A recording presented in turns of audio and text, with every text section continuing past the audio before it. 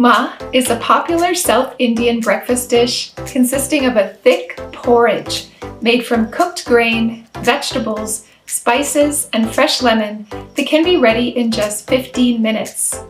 Upma is typically made from coarse wheat, rice, or corn flour, but it can also be made with vermicelli noodles.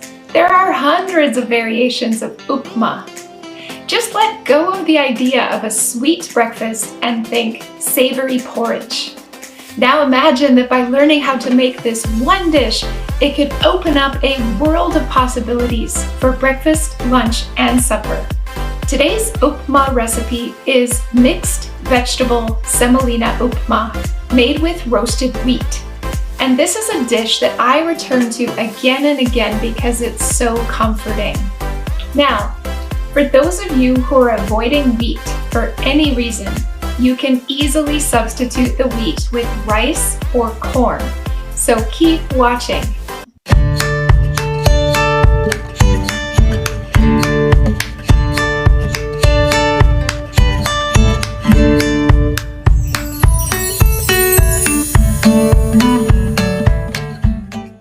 What I love about this dish is how light and fluffy it is. Yet there's crunch and a salty, lemony flavor.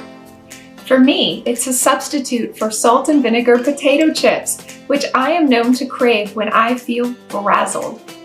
Feeling frazzled or nervous system imbalanced is a Vata dosha imbalance. It's an imbalance of air and ether, and it indicates a lack of heavy grounding quality in mind and body. And Semolina Upma works because the combination of wheat, lemon, and salt is exceptionally soothing for Vata dosha. Wheat is a recommended food for Vata since it's heavy, grounding, and nourishing. And Vata types also tend to get constipated, and the fiber in wheat adds bulk to stools and helps to move things along. Lemons and limes can also be used to treat constipation because the sour taste draws water to the colon to release impacted stools and smooth the elimination path. Now, people with a lot of fire or heat in their bodies, Pitta types, also do very well with wheat because they need something heavy and filling to quell their strong metabolism. And people with a lot of earth in their body type, Kapha types, can still enjoy upma when they have good hunger and in combination with other lighter dishes. To start off the upma, we're going to use ghee. This is some homemade ghee here. Black mustard seeds, cumin seeds, urad dal. This is actually a type of lentil that is hulled and split, and it's teeny tiny as you can see. And we're actually going to use this as a spice. We're also using chana dal. You can see it's quite a bit larger. Actually, I'll show you the difference here. We're also going to need 2 cups of vegetables. So I have here this purple carrot, zucchini, and green beans. And you can also use bell peppers or frozen peas. And frozen peas are really convenient instead of the green beans. And the most important ingredient we have here is the roasted upma suji. 1 cup. So it is a finely ground wheat. And I want to show you an alternative here. This is actually a fine bulgur wheat. And bulgur wheat from the Middle East is also made with durum wheat. And so I will provide links to both of these products where you can pick them up on Amazon. It's worth it. These are excellent products. So semolina is a confusing term because it refers to many related things. Semolina refers to coarsely milled whole durum wheat. And if you buy an Indian brand of semolina, you can be almost certain it's made with durum wheat. And when you buy an Indian brand, it's gonna go potentially by a number of different names. So hopefully you can see here roasted upma, suji, and roasted wheat grout. So we've got a lot of names here. This comes from an Indian store, and this is what I'm going to use today. The first thing we're going to do is get started with some onions green chili, and ginger. Onion. It's so nice and crisp. All right, so we're gonna chop finely. We want half a cup.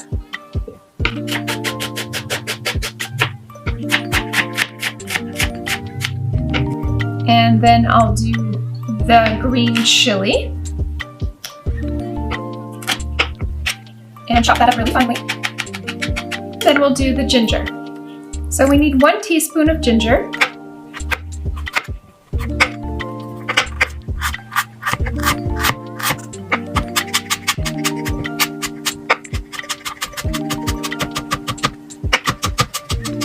We're gonna chop up 2 cups of vegetables. You want to chop it into small pieces so that it cooks quickly. So I'm gonna slice this down into planks. And here we go. Tiny pieces.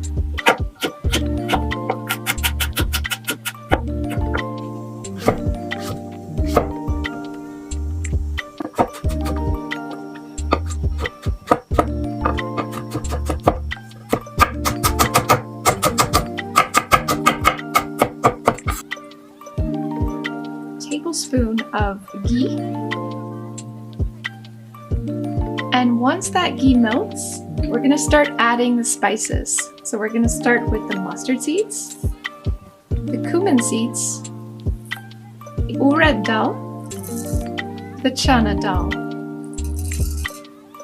And we'll give that a little stir. But what's going to happen is the mustard seeds are going to start to pop, pop, pop, pop. The cumin seeds are going to brown and become nice and aromatic. And the dal is also going to brown and become nice and nutty and aromatic. So it's going to get a good dark brown color on the dal. This is where you get to play and you get to experience the transformation of these spices. By infusing these spices into ghee, we're actually releasing their medicinal qualities. So the medicine in the spices gets released into the fat, and it also gets released into the water. So there's constituents that release into fat and other constituents that release into water. And so often when cooking Ayurvedically, we are adding the spices to ghee to make sure that they're releasing into the fat. And of course, if you don't have ghee today, what I recommend is a combination of butter and olive oil. See the seeds getting darker now? And the mustard seeds are also starting to pop. Can you hear that? Can you see that? Make sure they don't get in your eyes. It's never happened to me. If you're concerned, you can also always cover it up. It will burn, so do not leave it for too long. You're going to add in the onions and the green chili and 1 teaspoon of the garlic, as well as the curry leaves. So we do have some browning here on the onions. So now we're going to go ahead and add in the vegetables. A sprinkle of salt. I also want to add in a couple tablespoons of water.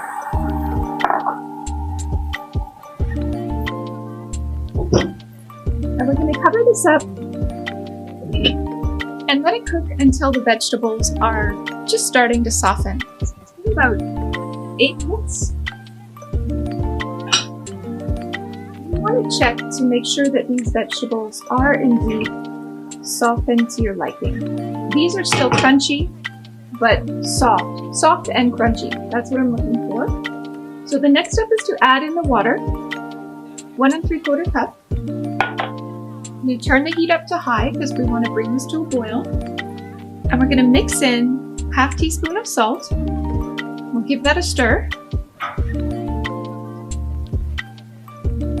Maybe I'll partially cover it just to bring it up to a boil faster. And then once it comes up to a boil, we'll be adding the semolina. And you can see that this has come up to a boil now. And so we want to add in this semolina. So you want to do it in a small stream while continuously stirring. So here we go.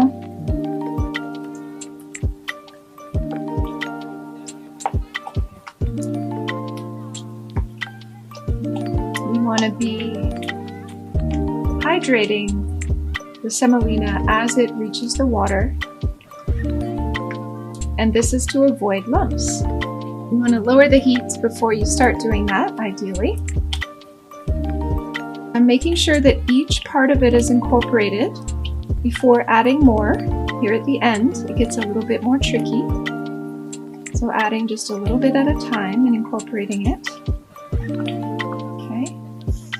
This, I'll just finish it here. I think that this dish, maybe the closest thing in the West would be like a polenta. And I mentioned earlier that you could make this with corn or rice. So if you have a semolina, a coarse grind on corn or rice, or any grain for that matter, you can use it to make this. So Bob's Red Mill sells all kinds of cool grains. I think you can even get buckwheat grain. All right, so once this is all incorporated, we've got the heat down to very low, and we're gonna set a timer for 5 minutes, and we're gonna cover it. So we want this to cook on very low for 5 minutes. And after that, we're gonna turn off the heat and let it rest for 2 minutes, and then it'll be done. Let's see what it looks like.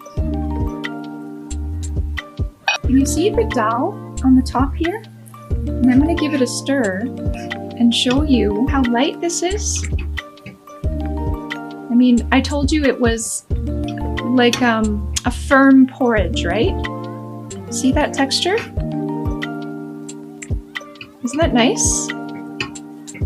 We've got all those veggies in there, as well as the dal to crunch on. The last touches on the semolina by adding some chopped cilantro.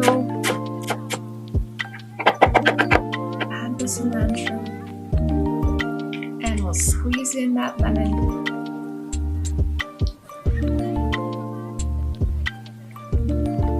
And this really does put the finishing touch on it. The cilantro is adding a little bitter, a little pungency, that fresh taste. The lemon, of course, is adding its zingy, sour, refreshing warmth. It's providing a lot of digestive support for the grain, because wheat can definitely be a little heavy, so that lemon is really important in there. So you can shape it and make it really pretty if you like. If you have a mold, you can even put it in a mold. You see that? The wheat actually becomes much easier to digest.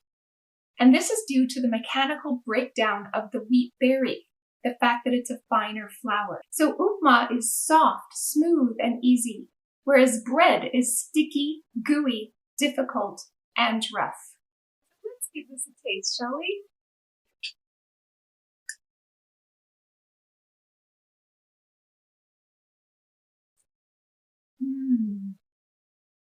So, I need to have another taste.